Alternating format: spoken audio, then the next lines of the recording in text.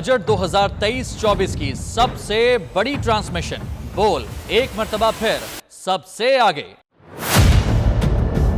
वजीर खजाना की बजट तकरीर की सबसे बड़ी कवरेज। 62% अवाम ने देखा बोल की स्क्रीन पर। Welcome back to the budget transmission. सबसे बड़े पैनलिस्ट और रिपोर्टर्स की बड़ी टीम ने बजट के लम्हे लम्हे की अपडेट से किया बाखबर अपनी आवाम को। गुजरात रजाक में यूं कह रहा हूं कि एक तरफ ये ख्वाहिश है कि लोगों को रिलीफ दी जाए, क्योंकि इलेक्शन सर पर है, तो कोई ऐसा बजट दे जो पॉपुलिस्ट हो। क्योंकि बोल रखता है खबर के हर पहलू पर नजर। बोल है सबसे आगे, सबसे पहले। सब्सक्राइब करें और बेल दबाएं ताकि कोई खबर रह न जाए।